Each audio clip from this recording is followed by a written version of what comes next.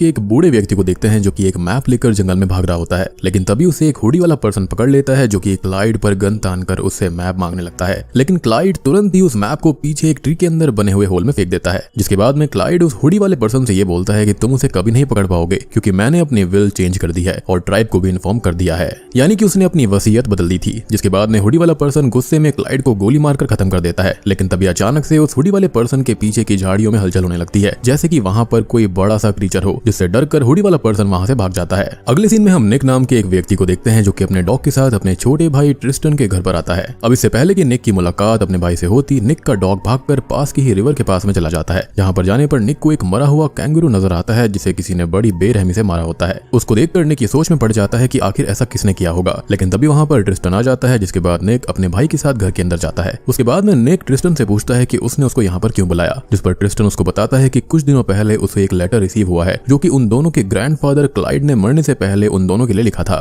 इस लेटर के अंदर क्लाइड ने लिखा होता है कि उन्होंने अपने जीते जी अपनी कई एकड़ जमीन एबोरिजिनल ट्राइब को दे दी थी, क्योंकि ट्राइब के लोगों ने उनकी रिसर्च में मदद करी। लेकिन अब उनके मरने के बाद में उन कई एकड़ जमीन का क्या करना है ये ट्रिस्टन के हाथ में होगा, लेकिन इस फैसले को करने में निक की भी मंजूरी होनी चाहिए। यानी कि ट्रिस्टन और निक चाहे तो ट्राइब के लोगों को हटाकर अपने ग्रैंडफादर की जमीन को भी बेच सकते हैं, या फिर अपने ग्रैंडफादर के डिसीजन को कंटिन्यू करते हुए ये उस जमीन को ट्राइब के लोगों के पास रहने भी दे सकते हैं। खैर, लेटर पढ़ने के बाद में ट्रिस्टन निक से बोलता है कि एक लोकल डेवलपर है जो कि लैंड को खरीदना चाहता है और इसके बदले में वो अच्छे पैसे भी देने को तैयार है। लेकिन इस पर निक उसे अपनी सलाह देता है कि हमें लैंड को नहीं बेचना चाहिए क्योंकि ये उनकी पुश्तैनी जमीन है। जिस पर ट्रिस्टन थोड़ा सा नाराज हो जाता है और नदी के पास जाकर मरे हुए कैंगरू को दफनाने लगता है, जिसके बाद में निक भी वहां पर आकर उसकी मदद करने लगता है। और यहाँ पर हमें इनकी बातों से ये पता चलता है कि अभी ये दोनों ही कंफ्यूज्ड होते हैं कि लैंड को बेचना चाहिए या फिर नहीं। जिसके बाद अगले सीन में गार्वे नाम का एक व्यक्ति ट्रिस्टन और निक से मिलने उनके घर पर आता है। यहाँ पर वो बताता है कि वो ट्राइब से है और उन दोनों के ग्रैंडफादर क्लाइड उसके काफी अच्छे दोस्त भी थे। यहाँ पर गार्वे ट्रिस्टन से बड़े पोलाइटली तरीके से ये बोलता है कि वो ट्राइब के लोगों से जमीन ना छीने, क्योंकि वहां पर वो लोग कई सालों से रह रहे हैं और अब वो जमीन उनकी लाइफ का हिस्सा बन चुकी है। जिस पर ट्रिस्टन कुछ रिप्लाई नहीं देता, जिसके बाद में गार्वे वहां से चला जाता है। अगले सीन में दोनों भाई रात में ड्रिंक कर रहे होते हैं कि तभी इन्हें किसी क्रीचर के गुर्राने की आवाज सुनाई देती है, जिससे डरकर दोनों भाई सोने चले जाते हैं। जिसके बाद में अगली सुबह जब दोनों लंच कर रहे होते हैं तो वहां पर ट्रिस्टन के दोस्त आ जाते हैं जो कि वहां पर बिन बुलाए पार्टी करने आ गए थे। ट्रिस्टन के इन दोस्तों में बीजे और जेसन नाम के 2 लड़के और बैक, केट और आन्या नाम की 3 लड़कियां होती हैं, और इनमें से जो आन्या होती है वो निक की एक्स गर्लफ्रेंड थी जो कि करंटली बीजे के साथ रिश्ते में है। इसके बाद में अगले सीन में रात के अंदर निक को छोड़कर बाकी सभी लोग पार्टी कर रहे होते हैं और फिर पार्टी खत्म होने के बाद में ट्रिस्टन बैक के साथ सोने चला जाता है।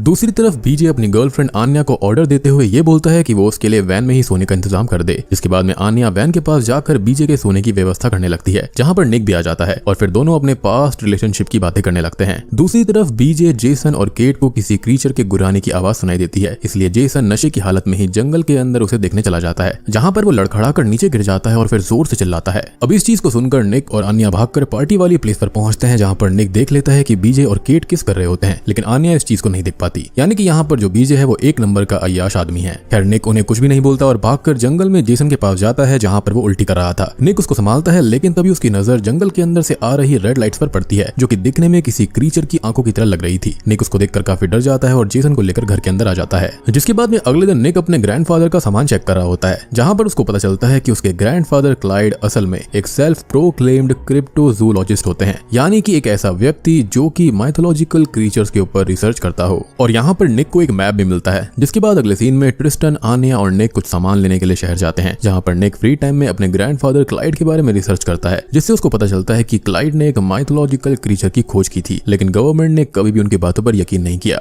क्योंकि ये एक तरह की सूडो साइंस होती है और बिना सबूत के कोई भी चीज गवर्नमेंट मानती नहीं। मीनवाइल हमें ट्रिस्टन और आन्या की बातों से पता चलता है कि जब ट्रिस्टन और निक छोटे थे तो उनके डैड गुजर गए, जिसके बाद उनकी मॉम ने सैम नाम के एक दूसरे आदमी से शादी कर ली थी, जो कि निक को बिल्कुल ही पसंद नहीं आया और इसलिए वो ट्रिस्टन को अकेला छोड़कर बाहर पढ़ाई करने चला गया। जिसके बाद ट्रिस्टन का पूरा बचपन अकेले बीता और यही वजह थी जो वो निक को कुछ खास पसंद नहीं करता था। खैर, इधर घर पर मौजूद बैक रिवर में नहाने जाती है, जहां पर उसे फील होता है कि कोई उसका पीछा कर रहा है। अब दूसरी तरफ जब निक, ट्रिस्टन और आन्या घर आ रहे होते हैं तो रास्ते में निक ट्रिस्टन से बोलता है कि मैं नहीं चाहता कि तुम इस जंगल से घिरे हुए लैंड पर अकेले रहो, इसलिए चलो चलकर रियल एस्टेट एजेंट से बात कर लेते हैं ताकि जमीन को बेचा जा सके। जिस पर ट्रिस्टन काफी खुश होता है और फिर ये लोग एजेंट के पास जाते हैं जिसका नाम जॉन रिचर्ड होता है। और यहाँ पर ट्रिस्टन फाइनल पेपर पर साइन करने से पहले जॉन से पूछता है कि वो जिस डेवलपर को ये लैंड देने वाला है वो यहाँ पर डेवलप क्या करेगा, लेकिन जॉन ट्रिस्टन को इसकी जानकारी देने से मना कर देता है। मीनवाइल निक की नजर पास पड़े हुए एक बॉक्स पर पड़ती है, जिसके अंदर रेड लाइट वाले वही ग्लासेस होते हैं जिसे निक ने पिछली रात जंगल में देखा था। अब ये देखते ही निक ट्रिस्टन को पेपर्स पर साइन करने से रोक देता है और जॉन से बोलता है कि उसे सोचने के लिए 1 दिन का और टाइम टाइम चाहिए। जिसके बाद दोनों भाई जॉन के ऑफिस से निकलकर घर आ जाते हैं, जहाँ पर ट्रिस्टन निक पर खूब गुस्सा करता है कि जब जमीन बेचनी ही नहीं थी तो वहाँ पर गए क्यों थे। जिस पर निक उसे पिछली रात की सारी बात बताता है और बोलता है कि उसके हिसाब से जॉन ने ही उस कंगारू को मारा होगा और वही रोज रात में गुर्राने की आवाज निकालकर उन्हें डरा भी रहा था ताकि ये लोग डर कर उसे जमीन बेच दें। लेकिन ट्रिस्टन गुस्से में निक की बात पर भरोसा नहीं करता और वहां से चला जाता है। जिसकी थोड़ी ही देर के बाद में सभी को बेक की याद आती है, जो कि अभी तक रिवर से नहाकर लौटी नहीं थी। इसलिए अब ट्रिस्टन, केट और जेसन उसे ढूंढने निकल जाते हैं, लेकिन वो उन्हें कहीं पर भी नहीं मिलती। मीनवाइल हम बेक को देखते हैं जिसकी आंखें व्हाइट हो चुकी थी और फिर वो जैसे ही एक लोकल मछुआरे को अपने साथ चलने को बोलती है, वो मछुआरा हिप्नोटाइज होकर बेक के साथ चला जाता है। इधर शाम को ट्रिस्टन घर वापस आकर निक को बताता है कि बेक मिसिंग है। इस पर निक उसको बोलता है कि वो बेक को ढूंढने के लिए उसके डॉग को ले जा सकते हैं, क्योंकि वो खुद जॉन पर नजर रखने जा रहा था। जिसके बाद में निक और आन्या जॉन के ऑफिस के बाहर आकर उस पर नजर रखने लगते हैं, जहां पर ये लोग देखते हैं कि एक हुडी वाला पर्सन जॉन के ऑफिस में राइफल लेकर आता है और फिर जॉन उसके साथ उसकी कार में बैठकर चला जाता है। जिसके बाद में निक जॉन के ऑफिस की तलाशी लेने जाता है, जहां पर उसे एक क्रीचर की ढेर सारी ड्राइंग्स और एक डरावना सा जैकेट भी देखने को मिलता है, जिसको देखकर निक को यकीन हो जाता है कि उसका शक सही था। दूसरी तरफ जब जंगल में सभी लोग बेक को ढूंढ रहे होते हैं तो वहां पर एक बड़ा सा क्रीचर आ जाता है, जो कि जेसन और केट को अकेला पाकर उन पर अटैक कर देता है। जिसके बाद वो दोनों भागना शुरू कर देते हैं और इधर ट्रिस्टन और बीजे को बेक मिल जाती है, जो इन्हें हिप्नोटाइज करके अपने साथ ले जाने लगती है। लेकिन तभी वहां पर निक का डॉग आ जाता है, जिसके भौंकने की आवाज से बेक पानी में गिर जाती है, जिससे ट्रिस्टन और बीजे को होश आ जाता है। यानी कि जो उसकी हिप्नोटाइज करने वाली चीज थी वो बिल्कुल ही नॉर्मल हो गई थी।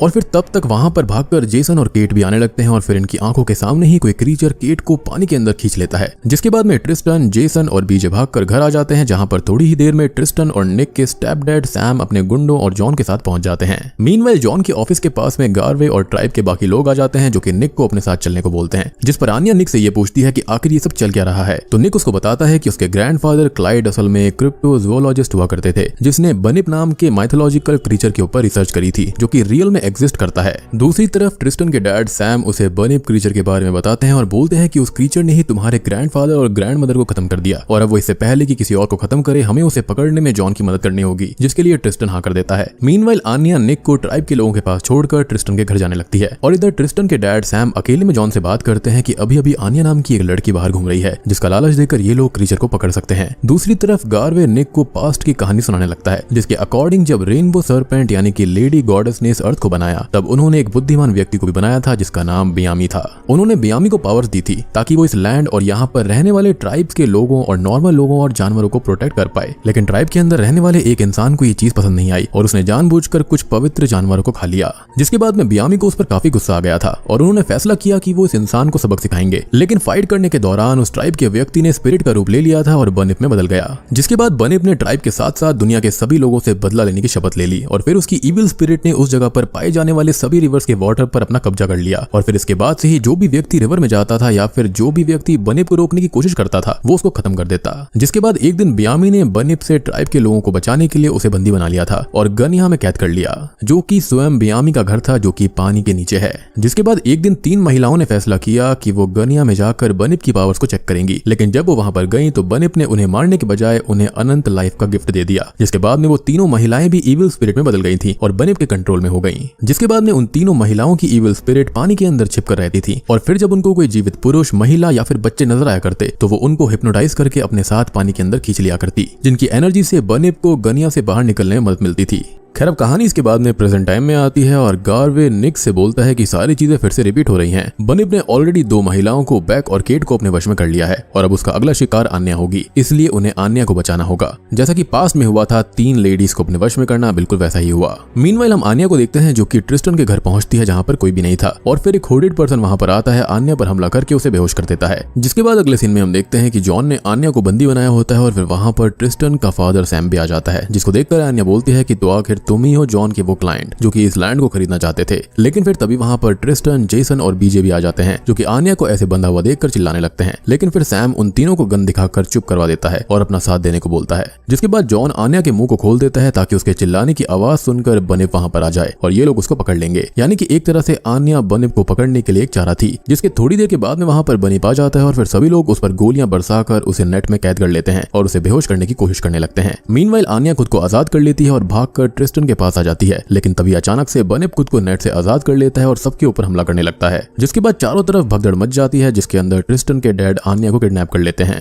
लेकिन उधर बनिप जॉन को खत्म कर देता है। वहीं दूसरी तरफ ट्रिस्टन, जेसन और बीजे जिस कार से भाग रहे होते हैं उसका एक्सीडेंट हो जाता है, जिसके अंदर ऑन द स्पॉट जेसन खत्म हो जाता है और फिर बीजे को केट और बैग घेर लेती हैं। अब इधर निक घर वापस आता है, जहां पर उसे कोई भी नहीं दिखता, इसलिए वो भागकर जंगल जाता है, जहां का नजारा देखकर उसे लगता है कि सभी खत्म हो चुके हैं और इसलिए वो घर वापस आ जाता है। लेकिन इधर बैक और केट ने ट्रिस्टन, बीजे और उस मछुआरे को गनिया में बंदी बनाया हुआ था, जिसको हमने उस वक्त देखा था जब बैक की आईज व्हाइट हो गई थी। जिसके बाद अगले सीन में सुबह हो चुकी होती है और निक के पास में गार्वे आता है। वो उसको बताता है कि अगर बनिप ने आन्या के साथ रिचुअल कंप्लीट कर लिया तो वो बैक और केट की तरह ही एक इविल स्पिरिट में बदल जाएगी और फिर इसके बाद में बनिप उसकी हेल्प से पूरी धरती पर राज करने में सक्षम हो जाएगा। जिसके बाद में गार्वे निक को उसी मैप की एक कॉपी देता है जिसे उसके ग्रैंडफादर ने बनाया था। इस मैप के अंदर गनिया तक जाने का रास्ता होता है और इसके साथ ही गार्वे उसे सेल्फ डिफेंस के लिए एक हथियार भी देता है। जिसके बाद में गार्वे निक से बोलता है कि मैं बनिप का ध्यान भटकाऊंगा और तुम गुफा के अंदर जाकर ट्रिस्टन और आन्या को बचा लेना। मीनवाइल हम ट्रिस्टन के फादर सैम को देखते हैं, जो कि आन्या को बेहोश करके गनिया ले जाता है, जहां पर आन्या उससे पूछती है कि आखिर वो ऐसा क्यों कर रहे हैं, जिस पर सैम बोलता है कि इस क्रीचर को बेचने के बदले उसे ढेर सारे पैसे मिलेंगे और फिर इसके बाद में वो बताता है कि उसने इन पैसों के चक्कर में ही क्लाइड को भी रास्ते से हटा दिया था।